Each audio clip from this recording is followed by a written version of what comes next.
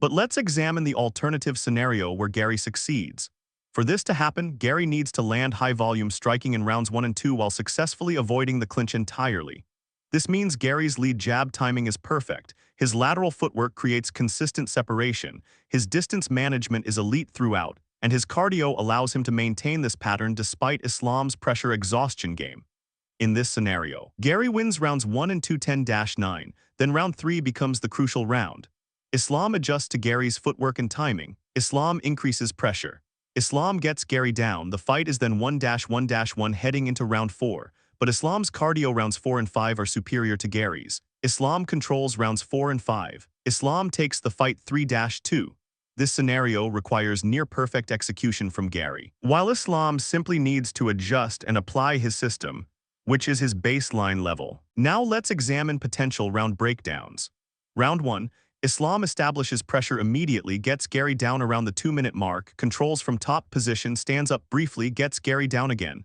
Islam takes the round 10-9 through grappling control and damage accumulation. Round 2. Garry, aware that he's behind, presses more aggressively early. Islam allows the aggression and uses it to set up earlier clinch entries. Islam gets Garry down 90 seconds in, spends the entire round in top position, accumulates significant ground damage. Islam takes the round 10-8 or 10-9 depending on referee standards. Round 3. This is where Garry is vulnerable to submission. He's fatigued. He's discouraged by the previous rounds. Islam gets back control and the submission setup becomes inevitable. Islam finishes via rear naked choke around the 5-minute mark. This is the essence of modern elite MMA. The grappler athlete fighting the striker athlete, with the grappler's systematic approach and physical superiority creating a gap that cannot be bridged through traditional fighting spirit or mental toughness. Garry is brave, Garry is confident, Garry is talented, but Islam is systematic. Islam is physical, Islam is complete. When the octagon door closes, these differences become undeniable. Garry will feel Islam's pressure from the opening bell. Garry will struggle in the clinch by round 1. Garry will face adversity that his film hasn't prepared him for. And Islam, with the composure of a champion and the technique of a system refined through generations, will add another chapter to his reign. The question isn't whether Garry can compete. The question is how many rounds it takes for Islam to finish, or if Islam will be merciful enough to let the scorecards decide. Now examine Islam's striking damage accumulation over rounds. Islam doesn't knock people out. Islam isn't known for powerful single strikes, but Islam's pressure creates consistent jab damage, consistent front kick damage, and consistent knee in the clinch damage. By round 3, these cumulative strikes start affecting depth of movement. By round 4 and 5, opponents are moving noticeably slower. This is why Islam's recent career pivot toward finishing intent matters. He's not leaving fights to judges because he knows that by round 4, his opponent is already breaking physically. If Garry goes to the body with kicks, his kicks will land cleanly in round 1.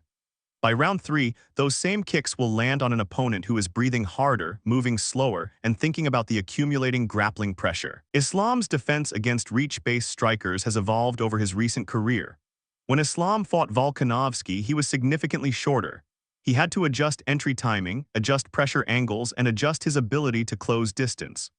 Against Garry, who is also significantly taller, Islam will implement similar adjustments, but with the added advantage of additional experience against tall strikers. Islam's recent training has specifically included cardio work designed to close distance against reach-based opponents without gassing. This is championship-level adaptation. Garry doesn't have the benefit of additional height mismatch experience.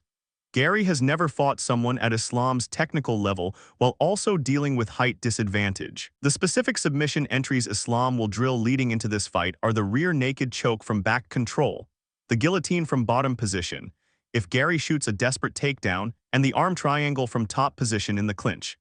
These 3 submissions cover the major grappling scenarios Islam expects.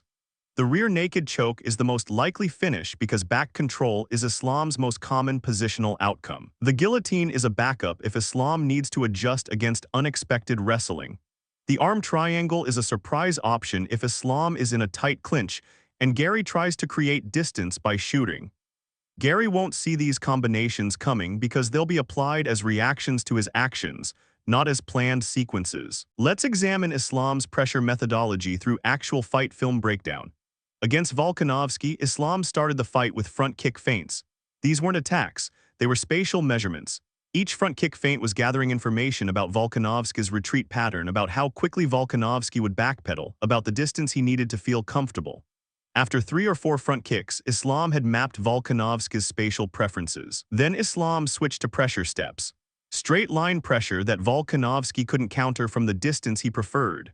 Once Volkanovski adjusted by moving laterally, Islam's takedown opportunities increased.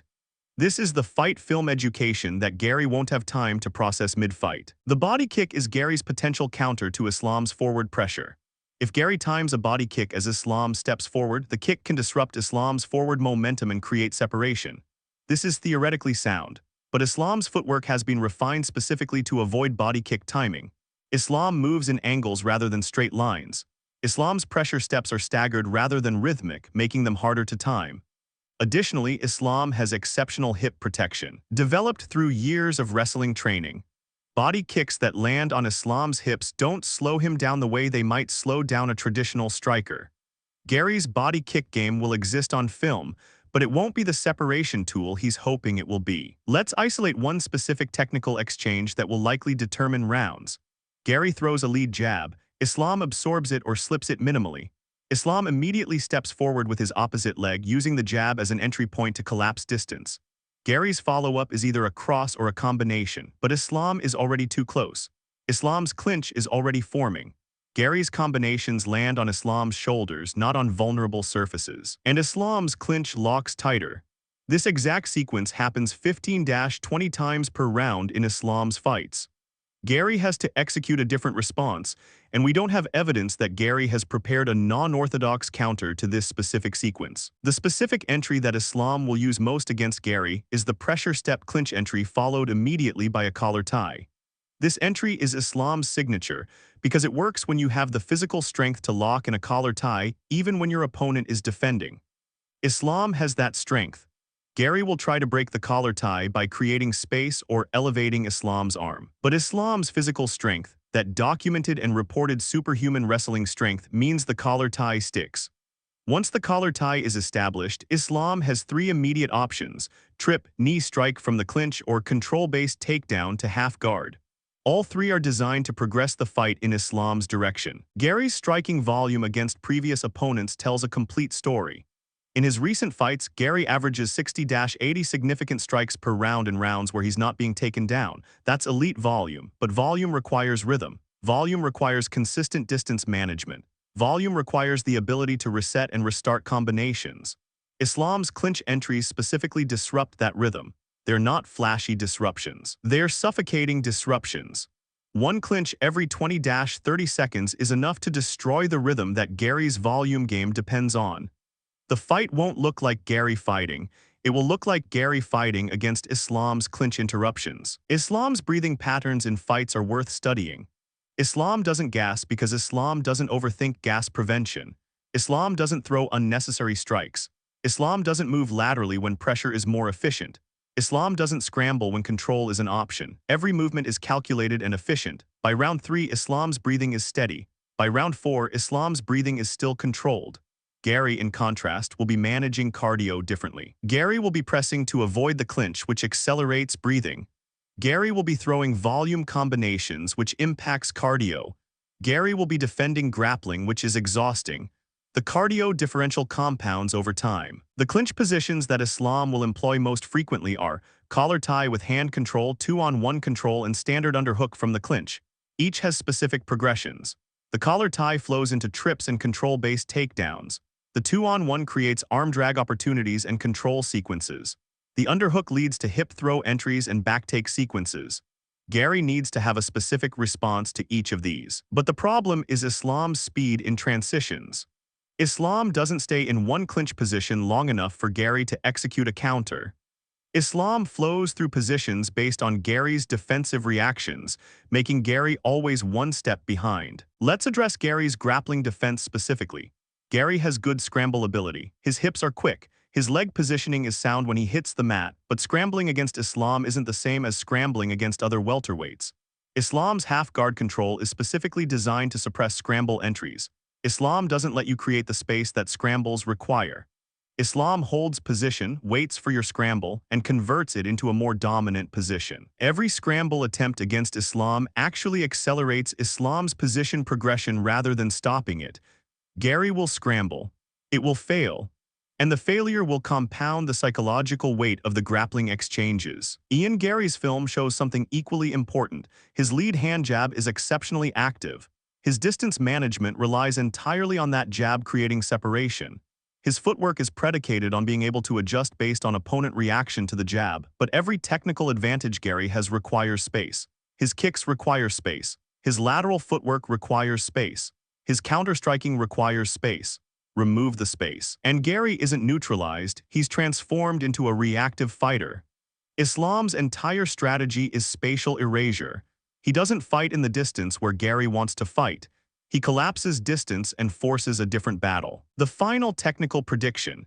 This fight is decided in the clinch work of rounds 1 and 2. If Islam establishes clinch dominance in these rounds, the fight is over psychologically and technically. Garry will fight harder in rounds 3, 4, and 5, but he'll be fighting against a system that has already broken him. The clinch entries Islam will employ will be smooth, will be frequent, and will be undeniable. By the end of round 2, Garry will know he's facing a different level. By the beginning of round 3, Islam will have a submission or submission threat finishing sequence ready. The fight won't be dramatic. It won't be a war. It will be Islam executing his system against an opponent trying to operate outside of it. The narrative around Islam's recent fights mentions boredom. Some fans find Islam's fights slow. But slow for who? For the fighter being suffocated, Islam's fights are accelerated chaos. For the analyst watching Islam execute patience perfectly, Islam's fights are masterclasses. The narrative of boredom is a fan comfort issue, not a technical issue. Garry will experience Islam's pace as suffocating, not as entertainment. The question for Garry isn't whether Islam's pace is boring. The question is whether Garry can execute an alternative strategy that Islam hasn't already countered through decades of Dagestani wrestling study. Now examine Islam's threat assessment of Garry. Islam has stated that Garry is a good fighter. But Islam has also stated that Garry's persona is built on hype, on media narrative, on creating an image rather than on executing elite technique. This is Islam calling out the difference between Garry the story and Garry the fighter. And this distinction matters because it indicates Islam isn't viewing Garry as a significant threat. Islam is viewing Garry as a necessary opponent on the path to maintaining legacy. That mindset differential is worth multiple rounds in fight outcome. Volkanovski's prediction that Islam will get the takedown and win rounds is statistically accurate and historically consistent. In Islam's career, once Islam gets the takedown, the round outcome is essentially decided. Garry's only path is to avoid the takedown entirely. But avoiding Islam's takedown requires avoiding his clinch, which requires either perfect striking distance management or perfect jab timing, which requires round-long execution at elite level. Garry is capable of this. Maintaining it for 25 minutes against Islam's adjustments and Islam's intentional clinch entry feints is unlikely. From a submission standpoint, Islam's back control is where finishing opportunities emerge. Garry is tall, which means his head positioning during back control is slightly higher and slightly more forward than shorter fighters. This actually works against him in back control sequences. His height creates leverage angles that make rear naked choke entries more direct. Islam doesn't need to chase a choke. Islam just needs to establish back control, and the choke setup becomes inevitable. This is why Tom Aspinall specifically mentioned that Garry's height, while an advantage on the feet, becomes a liability once positioned on his back. Islam's recent commentary about focusing on his game plan rather than his opponent's game plan reveals his mentality. Islam doesn't study Garry's strengths looking for counters. Islam studies Garry's strengths looking for confirmation that Islam's system addresses everything Garry can offer. This is the confidence of a fighter who has fought everyone, beaten everyone, and now is simply executing his methodology against another opponent trying to operate within it. Garry is studying Islam looking for an opening. Islam is executing his system, knowing that openings don't exist at the level Islam operates. The psychological cost of repeated failed scrambles is something fight analysts rarely discuss, but fighters understand completely.